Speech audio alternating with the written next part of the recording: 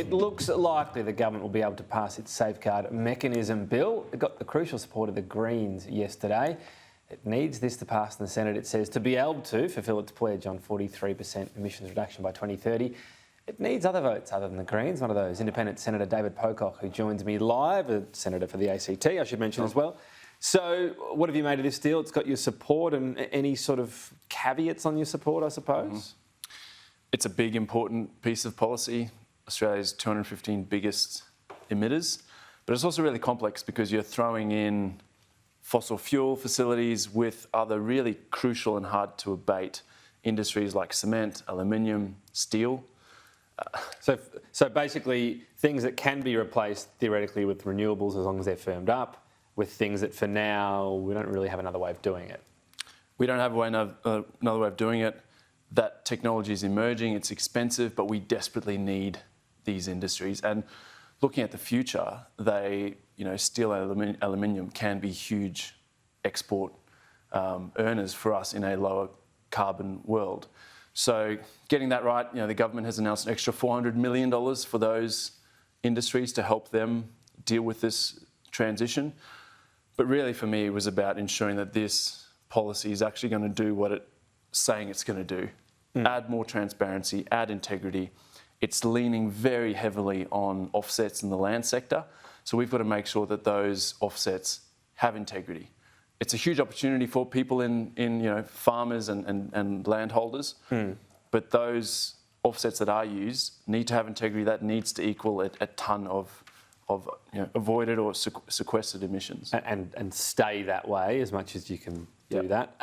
So the Greens were trumpeting hard cap on emissions, 140 megatonnes a year. It was set to rise under forecasts, now it won't. But Chris Bowen said, well, I'll just change it if I need to. What do you make of that? Clearly, emissions need to come down.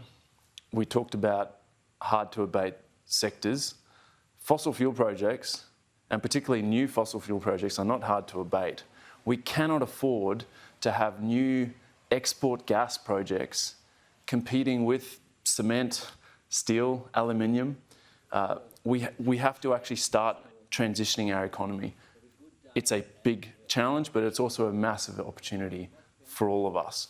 But essentially the big achievement for the Greens was then described by the Minister as something he can overcome with what? Is it just the stroke of a pen he can do that? Does that need to go through Parliament again if that's lifted, or he can just go, yep, we need this gas, we can go above 140, done? Is that have you asked that of the government? Have they told you? Well, I mean, as a new senator, I've been shocked how much legislation is delegated legislation. So you'll set up an act, and under that, ministers can regulate.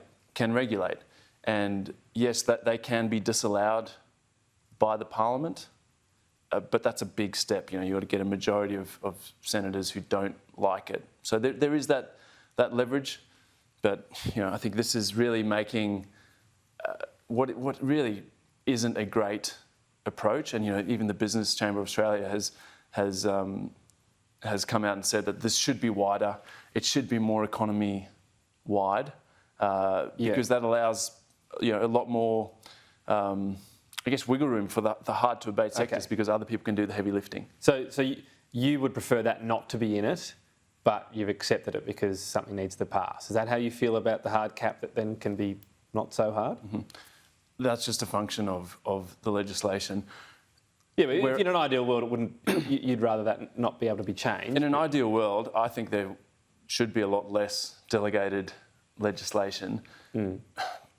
Again, the hard thing with this, not to get into the weeds, but this actual bill is really dealing with safeguard mechanism credits, which is if I go below what my projected emissions need to be, I then earn safeguard mechanism credits, which I can then trade with you. Right. This is setting that up, but it's obviously part of the safeguard mechanism. So all of these deals that are being done are not to do with this actual bill, they're to do with the delegated legislation. And there's an undertaking from the Minister that in those rules that he sets out, all of these things will take place. All right. Yeah. And but not.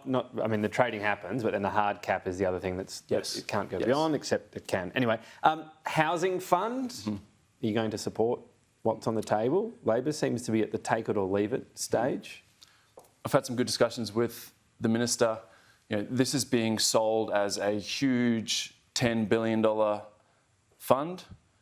The reality is that $10 billion, that at best case will spit out $500 million a year. That'll be exhausted in 5 years. Those $500 million of payments every year will be fully allocated building 30,000 social and affordable homes. The medical research fund is $20 billion. I'm saying let's have more ambition. This is a huge issue across the country. When it comes to the ACT, at best we're going to get 540 social and affordable homes built over the next 5 years. The National Rental Affordability Scheme is winding down, and we've got almost 2,200 affordable rentals. So we're down just under 1,800 affordable homes. Yeah, look, on those maths, so it's going backwards. I mean, Labor Yes. says there are various schemes. I suppose regardless of those numbers, this is where we're at, and Labor seems to be saying take it or leave it. Are you going to support it and then get it passed and then push for more later? What's your approach? I'm going to keep pushing them as hard as I can. This is something that It's coming to a head now, though. Are you going Also, to it's not support before the Senate. I'm not sure if they're going to bring it on. You think they might not? There's still the National Reconstruction Fund and the Safeguard to get through. I'd be very surprised if it gets before the Senate this week, which will then give us an extra month. This is a huge issue around the country. We're seeing. So your main thing is put more money in it, then you'll support it full stop, but you might anyway. You'll see. You'll mull it over. Yeah, I'll keep pushing them on ambition. Housing is something we've got to deal with, and it's simply not good enough in Australia to have this sort of social housing wait list that we're seeing, to having frontline workers living in caravan parks or in their cars.